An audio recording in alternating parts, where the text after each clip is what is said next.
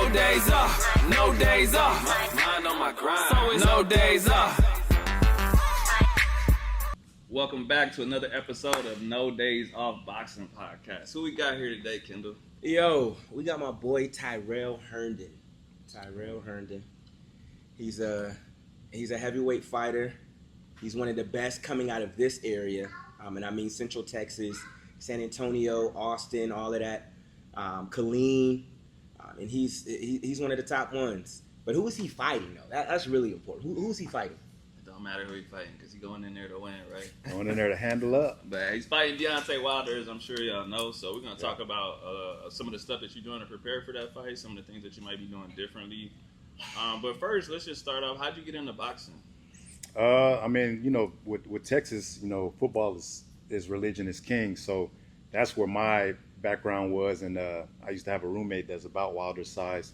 And he was always running around, you know, shadow boxing, punching the air. And I thought it was so odd. And after, you know, course of life, didn't make it to the football world. I decided to dabble into a boxing gym. And I mean, that's really where it started. You know, I never knew it would bring me to these heights. Yeah. But I knew that I'm a person that doesn't give up, and I continue to push, you know, and it eventually led me into the biggest opportunity in my life.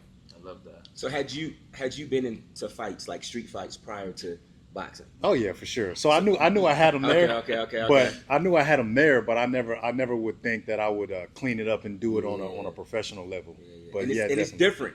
It's different. It's different. Nah, for sure, it's different. Boxing made me put respect on the name of respect on the sport because I thought I was in football shape. So when I came to boxing, I was cocky. I was like, man, I'm in shape. Yeah. Nah, there's boxing shape is different. It's different, bro. And the people that don't know, you bring them in and run them a 3-minute round of mitts. And you know, you do it all the time. You run them a 3-minute round of mitts. They're gonna quickly see, oh yeah, I'm not in as good a shape as I thought. You know. I tell people all the time, boxing is by far the best workout you will ever do in your life. It is full body, like, man. And it teaches you humility, man, because like you said, you get up in there thinking you could do something, and it could be a dude that you think you will whoop, and he just giving you the business, and you can't do nothing when you're tired. That's you just gotta another try to thing. cover You right. it. You all right. You remember any sessions real clear in the beginning where you was like, man, I don't know if I want to do this anymore? Oh man, what? Yeah, nah. It was like you say. I didn't respect. I mean, I don't want to say I didn't respect the sport. I just thought it was easy. When you look at it, it feels like you got the people that say, "Oh, you can do this and do that." Man, get in there and show me. Facts, so I bro. was one of those like, "Oh man, all you got to do." But when you get in there, it's not. It's a lot, man. You got to worry about not getting hit. You got to worry about not getting tired. You got to worry about not over punching. So when I was sparring a smaller dude, he was ripping that body, and I didn't know nothing about the body. I just like, oh, that ain't nothing, man. The body will deplete you. Facts, bro. You know. So I learned that day, and like I say, I put that in my memory museum, knowing that, man, if I'm gonna do this, I gotta for real do this. You know. Okay. So what was that? Just feeding off of what you just said. What was that point in your career early on when you were like, you know what, I really want to do this? Because this is my guy, right? So we grew up together, so he knows. Like, you get to that point of adversity to where you have to decide: do I want to continue to box or not? My first Golden Gloves I lost, right? And I remember I called my boy. I was like, bro, like, it's probably just ain't for me, man. He like, bro, you just gonna stop after the first one, bro? He's like, bro, you have to stay true to it, bro. You have to live it out. And then if you lose the next one or the next 3, then we can say, okay, cool. But you can't just stop after the first one. Because if it was easy, everybody would do it. You're right. So what was that point for you to where you were like, you know what? I don't know if I want to do this, and then you were able to push through. I had a good coach out in Killeen. His name was Mondo, man, and we would train in his garage. Once I switched from the first place I walked in, it wasn't really, I don't want to say taking me serious, but it was kind of like a gym, pay your membership, and you know, whatever happens. Well, when I switched with him, he was taking me to Houston. We were traveling, and I was fighting people around. And once I started honing into my skill, I was like, yeah, this is solid. But then when I went to San Antonio and started doing LBCs, Golden Gloves, that's when I was like, because I told myself, honestly, you know, I never said it, but I told myself I would never fight professionally. I just thought this was something I was going to do, accumulate a couple amateur accolades, and go use my bachelor's degree. That was what I was feeling I was going to do in my heart. But fast forward and seeing this is something I can really do, after that moment of winning the LBC's Golden Gloves, and then I didn't get to make it to the Dallas one for the regional or whatever. That's when I knew, like, yeah, I'm gonna run with it, man. Yeah. And then I went and did a workout for Lehi out in San Antonio. He liked it for the for what it was, and then I switched with my longtime trainer and promoter that I used to have named Rick Morones, and we, everything helped from there. Is what led me here, So following up on that, like you're a very articulate dude. You could tell you're intelligent. Like you Appreciate said, that. you could have done stuff outside of boxing. Like, why did you continue to use boxing? Because most dudes, they just like, I don't got nothing else. I ain't got no brains. I ain't got nothing. I gotta fight. So what makes you continue to fight? No, you're right. I mean, you hear that, like, boxing is a sport, a poor man's sport, right? So naturally, like anybody saying, you ain't trying to come in and get punched on, So why do a sport like this? And for me, it's like contact. You know what I'm saying? I love it, bro. Contact. Like it's either you're about that or you're not. And for me, I've always had until the itch is scratched. I've always had the itch of contact. And this is what more contact can you get than stepping in the square circle? That's real. So you just love it. I just love it, man. Like that's the best. When you catch that, I mean, you don't want to get bloody, but like bloody nose, a good shot, giving a good shot, it's a real gladiator sport, you know. And I appreciate it for what it is. I grew to love it. You know what I'm saying? And like I say, it sticking with it and respecting it, leads me to this. I love that, man. Yeah. So how you think that warrior mentality? Do you think that helps you in other parts of your life as well? I think it does. Yeah, I feel like the sport of boxing, man, it translates into just this game of life. Like as far as just mental discipline, like for the guys that got to cut weight. If you don't do the right thing before you get there, when you step on the scale, you're gonna be overweight, or what I'm saying. It's just so same thing in life. Like you don't wake up and do this, your mortgage might not be getting paid, or your rent might not be getting paid. It all coincides, Right. So I feel like it like just how it makes me mentally strong here in this boxing game. It makes me mentally strong in the world, and a lot more patient too. Yeah. You know what I'm saying? Because I'm sure y'all had it where you went out, whether it's to a bar or wherever, and you always got somebody that wants, but you know what I'm saying? Like I don't know what it is, but it's there. But it's like you're so at peace because you know what you do. You know what you can do now. So you like, bro, I don't got time. Why do I don't have time, man? It's like you just. But back in the day, you be ready to go. You be like, all right, let's run it. Let's go. But now it's like pieces of a virtue, So, yeah. That's facts. That's because before, like you said, you're trying to prove something to yourself. You're trying to prove yourself. But like you just said, once you do it, you're like, bro, I don't want to do this. I ain't trying to hurt you, bro. Exactly. Like for real. Like you take the way out. You know what I'm saying? I ain't trying to engage with you. Is what it is. Okay, so we were talking mental. So now transitioning into the fight. Okay. You got Deontay Wilder. So mentally, how do you feel going into this fight? Man, mental this camp, like mental, any fight's been big for me, at least I felt. But like you know what I'm saying, just because of the name, future Hall of Famer. I mean, so many accolades. This dude has done a lot, Yeah. He's one of the reasons I feel like I even took it serious to even fight, because he brought the buzz back to America. He did. He made it exciting. And I happened to catch the beginning phases where it was exciting, sitting in the living room after working a shift at the warehouse that I didn't want to work, I don't want to say hating life, but not happy where I was. Knowing that there was something better. Knowing there was something better, you know what I'm saying? So, but I'm running home to sit down on the couch and tune in and see what this new American heavyweight's going to do, which was Deontay Wilder. So you fast forward 15 plus years. You know what I'm saying? Like I trip out sometimes. Like I just sit in silence and I trip out on myself. But outside that, going against caliber fighter like a Wilder, mental for me is big, man. Like I got a habit. It's just little things. I got a habit of not wearing my seatbelt. That's my own kryptonite. My mom gets on me. I just don't wear it. But now I'm trying to be so mental on what I do. Is like, bro, if you can't snap your seatbelt in, how do you expect to beat a Deontay? Bro, I like that, bro. Seriously. So like every time I get ready to ride with the dings, because I don't even hear them, that voice creeps in my head, and I'm like, if I can't clip my seatbelt, what am I? So now I'm rocking with my seatbelt. Just a little. That's just one of the smaller aspects. But because it's a lifestyle. It's a lifestyle. Discipline is a lifestyle. It's a lifestyle. So I'm trying to teach myself, like, this isn't boxing, but it's the little things. Because when I fight a Wilder, it's the little things that if you don't do right, It could be a short night or a long night that's not in your favor. You know what I'm saying? So Definitely. I'm just trying to like mentally do the little things right. As far as like now in the gym, as far as mechanics of boxing, with Coach Mays, who I'm with now, man, he if I throw it and it ain't right, like I've never thrown punches to where it's like, okay, now we can move to the next. Coach Like he Mays broke, is- man. That's good. Hey, real quick, shout out to Coach Mays, Jeffrey Shout out Coach Mays Mays. out of San Antonio, Pure Technique Boxing, one of the best coaches out there. I think everybody who's ever come through San Antonio has gone through Jeff Mays at some point in time.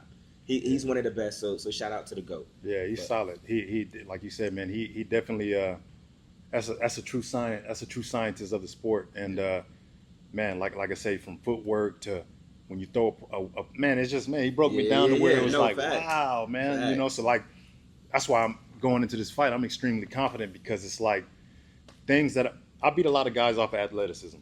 Like I honestly did, man. And now like rolling forward, you know what I'm saying, and having what I should have had, I'm excited to I've already seen, you know, here and there, but I'm excited to do it on what bigger stage. Yeah. You know what I'm saying? So That happens to a lot of fighters, man. They keep winning off athleticism. They have no base, and then so if you get older and you slow down at all, or if you fight someone that's just as athletic as you, but they got the technique, you get exposed essentially. Yeah. So Yeah. that's good. That's good that you're actually working on that. yeah, stuff. man. As Yeah. far as your mental though, what are you doing? Because it's clear that you respect Deontay Wilder, as you should. Like you just said, he brought back heavyweight boxing in America. What are you doing to respect him, but not over respect him? How are you balancing that? Saying like, hey, this is my opponent now. This ain't some celebrity that I'm getting up in there with. I gotta beat his ass. Like honestly, Yeah. how are you balancing that in your mind? So I don't know if you guys know Darius Fullman. He just had a So we was working with him or whatever, and we was in Houston, and me and him was chopping it up one-on-one, and we just breaking down life and just the fight game, you know. And he's just like, man, sometimes we can, like you just said, sometimes we can respect the moment or the opponent if it's a big one more than almost ourselves. And he's like, what I mean by that is like, you can have a big opportunity pop up and you're getting ready for it, but you put so much respect or you almost glorify this, whoever it is, so much, you forget that, man, this dude ain't no different than you, let alone you got to go in here and do a job, and it wasn't no handouts while you're doing the job. You earned yourself your keep to be there to do that job. 100%. Now you're about to show everybody you're going to do it at your highest ability. And for me, that was like a foundation of what's happening now, let alone, you know, I can respect someone. I can respect someone and give them their accolades or their flowers while they're here, right? But at the same time, this is the hurt business, or this is a job. I feel, It's your time you know what I'm saying? I feel like a wise entrepreneur said, like I can employ a family member. They're not doing the right thing. I'm gonna cut them just like the next man. And this is in that realm the same thing. Like once the lights go down and I'm stepping across that ring, there's really a warrior mentality clicking in. Like that respect is out the window, you know. And it almost sounds cliche because people say it, but it truly is. Like I was gonna say it's one thing to say it, it's a different thing to exactly, believe it. You exactly. Can say So some stuff and inside your unconscious mind don't believe it. So yeah. that's So, good. but that goes back to the mental, right? So, me going all the way back to the mental, I'll be real. Like as far as humans, we all, whether people want to admit it or not, we all got that small little voice, and my voice too. Like in a sense, like I can be like, yeah, I'm gonna go in there and I'm gonna shock the world. But then that small little voice and be like, man, but what if, man? You know, you know what I'm saying? You get caught with a right, you're going in front of everybody, like that little voice. Okay, yeah, I love that honesty, bro. Yeah, man. So now, like me with the mental coach that I've gotten, this and that, I'm learning to minimize that voice because it's there, it's still there. You know what I'm saying? Like I battle that voice every day. I promise you, I battle that voice every day. But it's almost crazy to where I'm arguing with whatever that is to say, nah, you got it wrong this time. This is what's gonna happen. There is no alternate scenario. You know what I'm saying? That's the key, though. What you just said is the key. Most people try to act like that voice doesn't exist. Yes. And then when they don't acknowledge, it's like, there's no way I could lose. This can't happen. Man. And it's like, bro, be real with yourself. Be real you with are yourself. doubting yourself. You just got to silence the voice. Like you said, you gotta got to silence find the ways voice. to argue with it. And it's your preparation. And it's everything that you're doing that gives you the confidence to tell that voice to shut the hell up. Exactly. Bro, and it's the dangerous sport too. I would even go out on a limb and say everybody, even the champions, everybody has that voice before fight night. Because especially at heavyweight division, it only takes one punch. That's it. It only takes one punch. And so just like you said, he's a man just like me. Just like you're nervous, that man is nervous too. Like he has a lot to prove. He's got, you know what I'm saying? He's got to be. He's got a lot to prove. He feels like a guy coming in. It's supposed to be an easy fight for him. So if it's not easy, then that's going to get in his head. Every round that you stay, he's like, damn. Exactly. So it's like whatever demons he's battling is whatever he's battling in silence, just like I'm battling my own demons. You know what I'm saying? But you learn to minimize whatever it may be and have that clarity and focus and run from there. And that's been big for me, like minimizing that voice and having the clarity, knowing what I'm going to do and believing what I'm going to do with conviction. And when it's time to knuckle up, you know, hey, tune in and watch what happens, watch what unfolds. So bring us back to what it was like when you got that phone call to say you have the opportunity to fight Deontay Wilder. What was that like? That was crazy, man. Like I happened to be in Dallas, and my brother, who's my manager, you know, he was lighting me up, and I was happened to be talking to somebody at the time. He's like, "Hey, man, you could talk." I'm like, "No, let me call you back," and I hung up on him. Not Typical knowing, brother. Yeah. No, but you know, like it's all love. Like probably like this dude. Yeah, he's like, man, what the? But you know, you can do things to family members in a sense, like they know, you know. So when I call him back, I'm like, "What's up, man?" And he's like, "Man, I got a huge fight opportunity for you, man." And I'm just thinking, like, I'm kicking a couple names because a couple names had already came across. And he's like, bigger. So when he said bigger, I'm like, bigger? Like, because these names are pretty big. So I'm like, what do you mean bigger? And he's like, Deontay Wilder. I said, nah. I was just like in the moment, I just remember like being on the phone and kind of just looking around like at the scene. It was a sunny day. You know what I'm saying? And it was just like everything just like, it's like almost like, you know, when you fight, and stuff slows down for you in that moment. In that moment, everything slowed down. In that moment, everything slowed down to where it was just like, I was hearing him, but after he said the name, whatever else he said after it was, you know what I'm saying? It was just kind of like, and I'm already playing like scenarios in my head, in that moment, you know. So, how long did you have to think about it? Were you ever in denial? No, I was never. Did you think about turning the fight down? Never in denial. I love that. Never in denial. It was like, I love that. If you're gonna do things right, you want to do them to eventually to do it at the highest level. Yeah, that's real. And that was that moment for me to where it's like, man, like you always feel this. You know how you feel as a man, like you feel like, let alone as a fighter, like you feel like you can do this and do that. This is one of those. This is it. Let's get it. This is it. This is it, and let alone prove it in front of the world. Like, are you who you think you are? For me, my battle. Are you who you think you are? And for the world, are you who you say you are? You know, this is one of those things that the time's ticking, and it's going to happen. You know, and this is a moment where it's put up or shut up.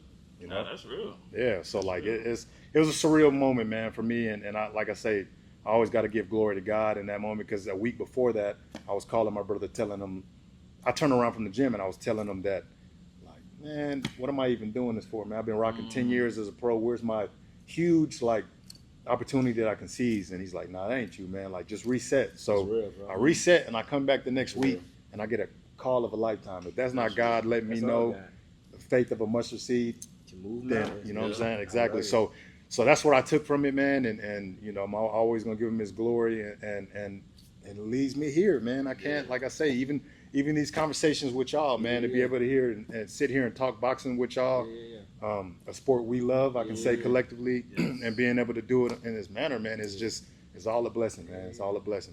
All right, so let's fast forward to training camp. What does training for Deontay Wilder look like? He's not gonna tell us everything. Yeah, he was gonna stop me anyway. He know. So without going too crazy, like this has been the most rigorous camp that I've had, rightfully so, right? Like this has been a mentally, man. This camp has been a mentally challenging camp outside of the battle of the mind, physically. Like I said, Coach Mays breaking me down, telling me, man, for one point I thought I was gonna be stuck on one segment because he didn't like it, so I could never graduate to doing something else, because he's like, I don't like this, so you're not gonna get past this. You're gonna come in every day and you're gonna until it was right. You know, and it made me doubt at times, like, damn, am I gonna get it right? But then it started clicking. You know, you eventually do something every day, right? Yeah. You're eventually going to get it. And man, between that and the sparring partners bringing in, I mean, I know you know. I know y'all know. Man, I forget his name, but big dude, Makladov, big Russian killer, got the glitch. From Canada. From Canada. Well, he's from he's somewhere from there, but he up in Canada. Yeah, right he's somewhere. now. Yeah, exactly. He's like he twitched, like he's fighting a dude, a solid Jamaican Olympian that lives in Canada. Yeah, that dude's huge. Yeah, he like 6'6" or something. Solid, man, solid. He's gonna be up and coming. So, anyways, they bring him to Miami, you know, and somehow we got to connect and work, and that was solid work, man. Shout out to him. That was solid work, and he's fighting the same night that I am, Makladov, and that's gonna be a huge test in his career. Yeah. So bringing in sparring like that, bringing in 6'7", 6'8" guys, like learning the range, learning when. Man, it's just been so taxing and tactful and humbling, and man, it all in one to where it's like I can say now, like camp has been amazing, man. It's been amazing, and I'm just waiting for the date now. I'm waiting for the date to dance with destiny. All right, but keep it real, because every single fighter say this has been the hardest camp of my life. They do, you know that. You know they always say that. What's different about this camp from the last ones? Looking back at them other camps, are you looking back at them like, man, I wasn't really working that hard? Now I think about it. Nah, I mean, looking back at it, like as I'm explaining it, I'm really flashing back in my mind as far as the camps that I've had, you know, and I sit across from you, and that was a good camp for me as well, because I was pushing my body as far as trying to make sure certain things were there, but transitioning to where I'm with Mays and the magnitude of this fight, and it's been the toughest. It's been the toughest because with the magnitude of a fight like this, I felt like I had to push myself past the level than where we stood across from each other. You know, where you were a trainer, so I felt like I had to push myself another gear, because it's like this is that moment, you know. So outside of that, a lot of people know, damn near everybody knows who this guy is. So I can be comfortably in my own mind trying to do something to where I'm doing something, and a casual walker buyer that knows the sport, oh, you're gonna fight, where he knows, oh, you're gonna fight Wilder, man, you know, you gotta do this and you gotta do that, and it's like that battle like alone, like as far as like trying to like not even be rude me or whatever, like hear what they're saying but not really hear, because everybody has opinion on how you should fight him, what he should do, what you shouldn't do. I know them phone calls because this is what you gotta do. I've been watching. This is what you got. You like, all right, bro. All right, I got a coach, yo. It's been nonstop. Like even people from Alabama hit me up randomly, just like from the UK, from like it's just from everywhere. And for me, it's just I'm all taking it in stride. Like it's been a great experience, you know, like to even talk to people that I wouldn't have, to even have them hit me up from the UK. It's just all been like, that's real. It's all been a dope experience. But at the same time, it's like, I know I got a task at hand, a big task at that. That's real. It's a big task. So when I got other people telling me what to do, whatever, outside of my coach and my camp, it's like, you gotta have that mental fortitude to minimize those voices as well.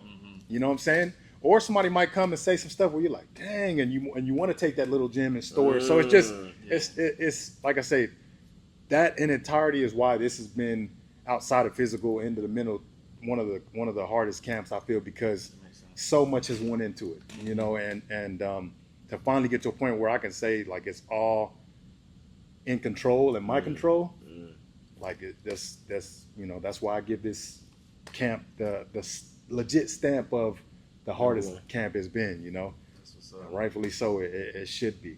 Yeah, I'm excited, man. I'm excited. Yeah, man. We got a Texas representative going up in there. Yo, I'm hyped. I'm hyped, bro. Yeah, dude, man. I don't even know if you remember, bro. We competed in Golden Gloves at the exact same time, bro. Back in the days, you don't even remember. You won for heavy, for super heavy, and I had won for heavy that same year. I started working with Jeff Mays because of the Army team and all of that. He had to get me on All Army, and so he got me the connections with that. But we came to James Lehi and we had sparred. Me and Kenyon came, because I remember Jeff Mays was like, we're gonna go and spar the guy who just won super heavyweight for Golden Gloves. And I was like, you talking about that, the big dude? He like, yeah. I'm like, all right. man. Yeah, bro, you probably don't even remember, yeah, bro. I mean, I'm trying to remember because being at Lay House Gym and bringing Kenyon, I remember Kenyon coming on the scene too. Yeah. We had both went over there together, bro. We were switching rounds and rounds, bro. I don't remember nothing about the work, but I'm just saying it's been, you've crazy. Been solidified in the city for a long time. Yes, sir, for a while. Because that was back in it. I won Golden Gloves in 2014. So that was the same year. Wow. Yeah. So that was like back in the day, man. Yeah. So this dude has really been. Yeah. And then from there, I think he went pro. Maybe like a couple years later. Like a year later, I think. I ended up going pro with Moronas. But that's one of them archives right there, man. Yeah, crazy. Hey, low key, that's how people say, "Hey, I used to spar this dude." I don't even remember you. Because it'd be so much sparring that you just be like, I don't even know, bro. I be trying to remember it though, because the first thing they try to tell you, especially in this sport, like, you ain't remembering stuff, man. Ain't a good sign. That's how he thinks. So I'm like, I'm really thinking back, like, hold on, man, hold on. He said, nah, I think about it. I remember that whole year. Bro, it was one time, bro. I'm just saying, I'll be trying to remember because they, it was the gym that had like the weights and all of that around it. It was the old Lay House gym. I remember it was off of San Pedro. I'm just trying to remember the scene where y'all walked in with switching y'all with Coach Mays. Yeah. So, but man, that's dope, man. This dude's been around for a minute, man. But speaking of that, when you first started, did you spar anybody that went on to become something and you like, dang, I never would have thought he would make it that far in the sport, or somebody like that? Yeah, well, it was a guy when he was first starting. It was an Indian guy, man, and he had a buzz. He was like 28-0, 27 knockouts. Yeah, my trainer was always talking about him. He was a good friend of him. Well, he was, when I was coming in, I was still amateur, so it was like fighting against a pro. So it was one of those deals. Like just that stigma of being a pro. Yeah, 28-0 as a pro, and I got 3 fights as an amateur. So I don't know how much he weighed, but he finally got his big shot on ESPN. But it was one of them deals where, it was just. Like stepping up, showing us a difference, So it was one of those. It's levels. So it was one of those things. Man, I forgot his name. I'm gonna get his name. Indian cat, man, and so I sparred him, and that was cool. But then when I started really moving, I went to Houston with Ronnie Shields, and I sparred a big another dude. His name was Wesley No Fire. He was a heavyweight up and coming. He was like a top 10 heavyweight at the time, and the Charlo brothers was there watching ringside. So all that was dope. And matter of fact, what's his name? Arizlani Lara. Oh, that's Lara. Yeah. And that was when he was like that dude. Oh man, he was getting ready for, I think maybe for Canelo at that point. But he came in like, I'll never forget. He was just fresh, like he had like all pink on with like some pink custom Nikes pulled up. I was like, man. But then anyway, so I'm in there sparring this Wesley No Fire dude. The Charlo brothers on the outside, Arizlani Lara there, an NBA player. It was just cool, bro. So like there, and then knowing that I hung with this dude, like, and as far as like, I don't even want to go on record saying whoop the dude, whatever. But I like being able to match levels with that showed me like, okay, this is. I don't even want to say. Like, but y'all know how. But it was a moment where it was like, I'm really gonna do this. And then that's where I went on. But yeah, man, that's another defining moment. Let me know, like, a guy that's up there. Why can't I do it? So talking about like all of the sparring and how long you've been in the sport and all of that, you've been representing the city for a long time. Mm-hmm. So what does this mean for the city? They got somebody like you representing them to fight at the highest level, bro. Yeah, like how big is this? This is big, for San Antonio. So with me, my hometown is Coppers Cove. And I always show love to Coppers Cove. Still got the same area code 254. Let's get it. Moving to San Antonio, man, they embraced me like I couldn't even describe, man. Like it's just, man, the love that they've showed me in San Antonio, to where I didn't even know I was a big ticket seller until I really slowed it down. Like, man, they would show up and show out. Like the people there showed love, man, and it was like a genuine love. And for me to get ready to pay it back to them on the highest level. Man, it's just a surreal experience, and your fans are intense, bro. So I've coached against this guy. I had a fighter who was fighting him in a main event, and I'm telling bro, we coming out there. His fans is just talking mad crazy. I'm talking like, bro, it was so bad. The people I was with, Sterling, he was like, bro, all right, bro, keep that same energy. Like you would think y'all was brothers. Everybody out there, bro, they ride for you. They roll, man, and it showed because like sometimes I would go back and like you know, you go like watch film and study or whatever. So, but then like I like to look at everything. I'm weird. Like I look at the crowd or whatever, and I see just like people like whether they're older, you know, like the older people I deal with 60, 70, 30, 40, and they're like, oh yeah, like flicking like, and I'm like. I gotta rewind it like, what the? Yeah, bro. And I call him like, hey, man. He was like, oh, yeah, I was drunk tonight. And I was just, man, I was so excited. They was like, flicking us off, going into the ring. Man, it was like, I'm just like, it was crazy, man. Like, I'm gonna send. I got a thing. I ended up screening shotting one because I remember like because you know it was streamed. Yeah. And it's like when y'all were coming out in the background where you could see like one of of them. Bro. And I'm just like, I just tripped out on bro. it because it's just like, you know, it.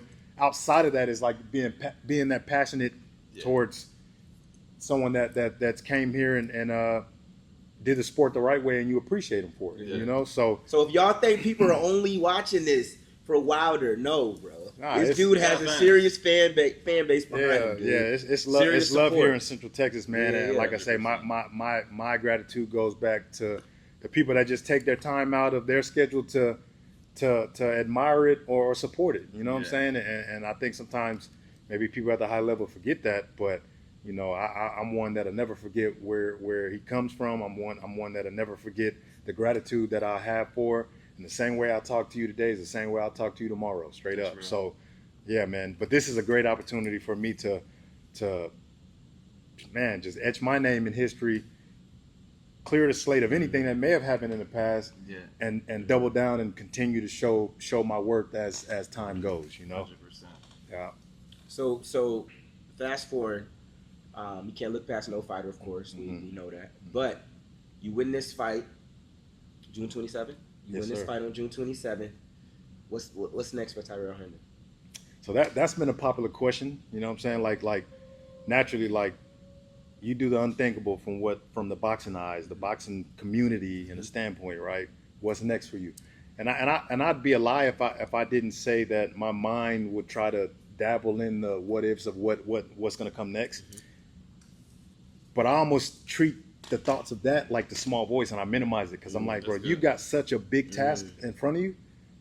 How would you think that you're gonna even think about what's after him? So literally everything that I'm doing is Deontay Wilder acclimated. Like I can't think about like I truly can honestly tell you man to man right now I can't think past him because I know that doing my job there at the highest fashion is already going to be the task. Like I say, being so methodical as far as like everything has to be perfect.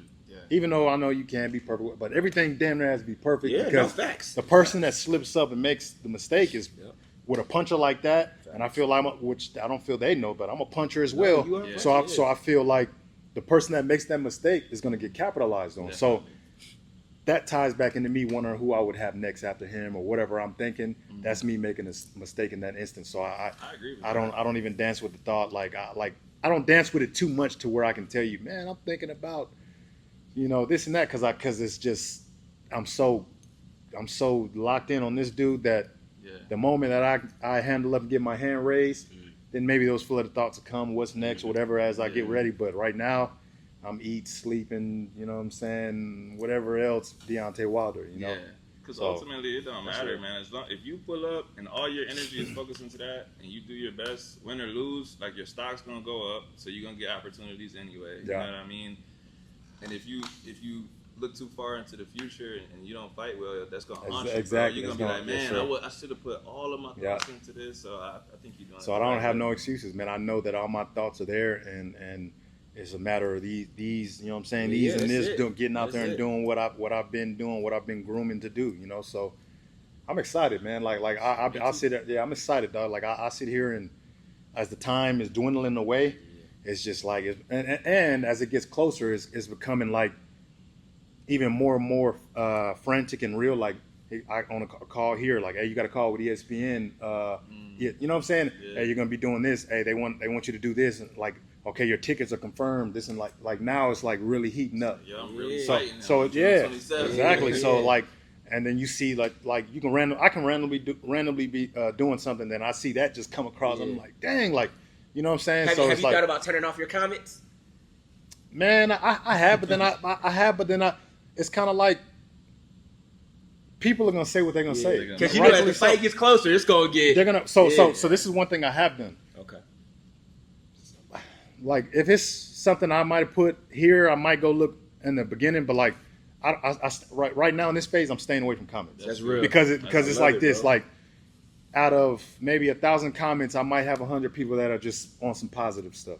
Because we live in a negative world. You know what I'm saying? And the comment section is the new. The comment section is the new. Is the new breathed life for the class clown that wasn't shit in school. Facts, bro. So they get to get there. He finna get us to go in another direction. No, real talk. Yo, you know how much we can't stand that, yo. It's the new. It breathed life, and then they're like, oh, I wasn't like.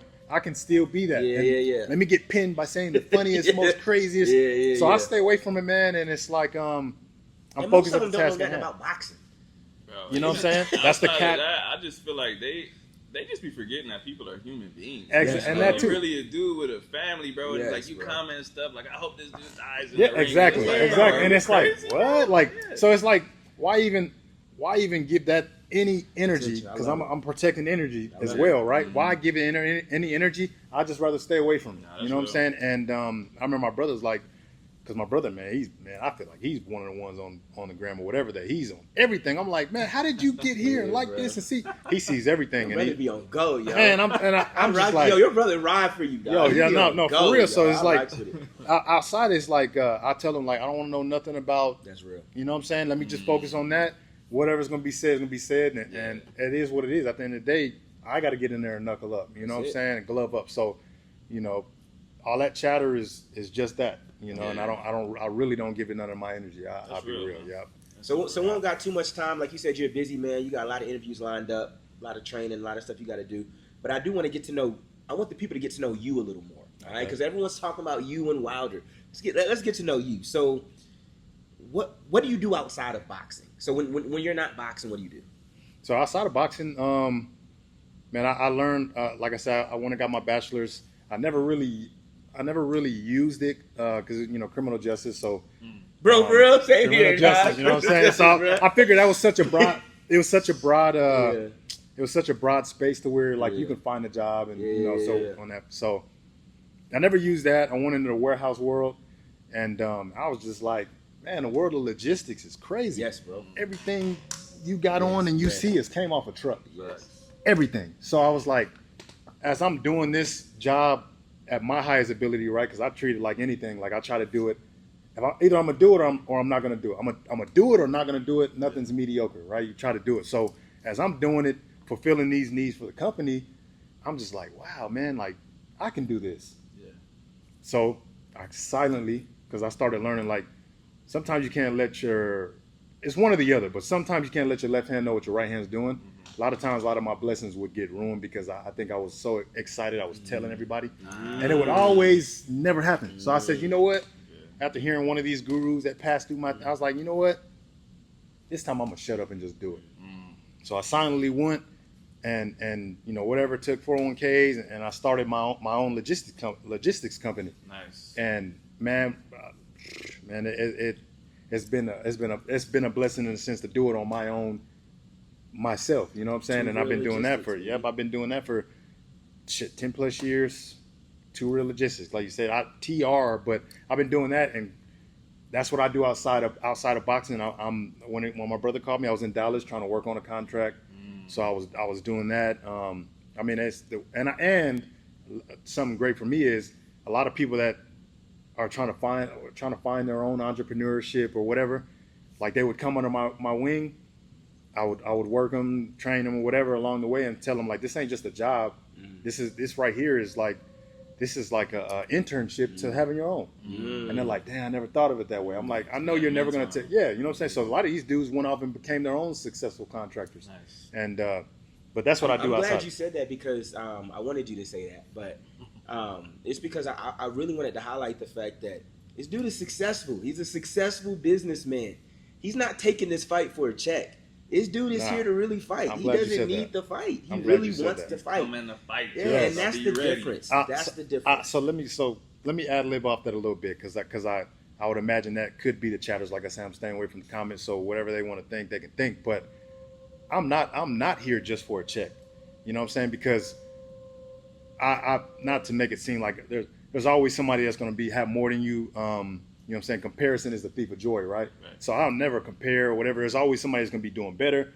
I'm in my own lane doing what I do. But outside of this big opportunity I've had, I've on the business side, from opening truck and trailer repair shops to last year opening up my own car collision shop to running logistics to having legit contracts with IKEA. This is what I've done for a while to where like maybe the people around know like, man, this dude has some movement in San Antonio. This is what I've done, right? Along the course of chasing a dream. Yes, bro. Right? So like me chasing this dream along with everything else that's going on the outside, this is I've seen it. So it's not like, oh, this is my first real check. Nah, I've been seeing it, you know, but the outside world that may not know somebody, you judge somebody off the surface, the way it's all scaled up, it'll look like that. Yeah. But tune in the night of and see. Yeah. Tune in the night of and see. It'll eliminate the questions you may have, because at the end of the day, it's gonna have to happen in front of your eyes, you know? I really don't want to give trolls too much energy, but man, I can't fucking stand boxing trolls. Man. Because, I mean, you know Cardenas, he from San Antonio too. You know him, man. Whenever he was fighting anyway, they was like, yo, they said he was a Lyft driver. I'm like, motherfuckers got to make money. You gotta have a job. Like, what is he supposed to do? What are you supposed to do? Like, you're supposed to live like, that's crazy. You're right, bro. Like, I think we're so, the negative people, right? The lower frequency people, they're so, this world, like, we're so godless and we're so quick to try to tear somebody down to make by the expense of a joke and seem the funniest or make me feel better. You almost forget that, like, what are you supposed to do? You know what I'm saying? I respect the man that gets up and waits tables or whatever. I respect the hell out of a man that gets up and does the job that they don't want to do to provide for their family or their well-being or where they want to be in life. Where do we go wrong as humans to not respect that fact of a man that's waking up, probably doing something, and I can attest to it, that they didn't want to do but knew they had to do it to do what they want to do, or do what they had to do to do what they want to do eventually in life. Exactly. And that's sacrifice. You got to sacrifice. And he's boxing on top of that. You're making fun of it. It's just so it's like you say, man, not to give too much energy to the trolls, but I mean they're there and it's whatever, but like, you line a lot of these trolls up, they wouldn't last a minute. You know what I'm saying? So what y'all really trying to do? You're trying to start a podcast up, trolls against the, you know what I'm saying? We can really get some motion with that one. No, we can. You know what I'm saying? But that's how I feel at times. But it's like, at the end of the day, man, like, how can you disrespect a man that's getting up trying to chase a dream or achieve greatness in their own life, whether it's getting a promotion, whether it's starting a business, whether it's whatever it may be. You know what I'm saying? Like, we all get caught up in our own lives, but we all have our own goals. Your goal is different from my goal, which is different from his goal, but it doesn't make me any better than the next man. And I think that in entirety, especially, and it's the social media platforms that you get it, people forget that, man, he's a human that's trying to make some of himself like I am. You know, and man, if we can bring that back to where that's not a thing as far as trolling, that'd be great. But that's like saying you're going to get rid of racism. That's always going to be there. Exactly. You know, so you just deal with it how you deal with it, and what's going to happen is going to happen. Yeah, definitely. Okay. I ain't trying to hold you up all night, man. Oh, we rolling, man. All right, we rolling. Last question, unless you got something else you want to get off. But my last question for you is how can the fans support you? Socials. Man, I mean, really, like with the night of the. Also, I'm on Instagram, Tyrrell51, man. You know what I'm saying? That's where if I am doing social media, I'm really just there. And for me, like I say, the battle of the mind, I try to minimize, for me, social media, just because I'm trying to focus on the task at hand. But obligations, you got to get on there and you got to post, and sponsors, you got to do that. So it's kind of hard to say you want to get away from that when you're obligated to, right? So I got to do that, and that's where I'm at. But man, tune in the night of June 27th, man. Tune in the night of June 27th. And like I said before, watch a version of yourself. You know what I'm saying? Watch a version of yourself of someone that wants to achieve greatness, and the odds are against them. It's no different than you being there wanting to have you having a promotion or getting passed over and maybe thinking that, oh man, I'll never get promoted. Yeah, you will. If you stick to it, you can get it, even when the odds are against you. Oh, it's favoritism. Oh, this dude, his brother's next up. Something's gonna align to where you're gonna get your. As long as you don't quit, something's gonna open up for you to get your opportunity. Staying consistent, having a goal, and staying true to that.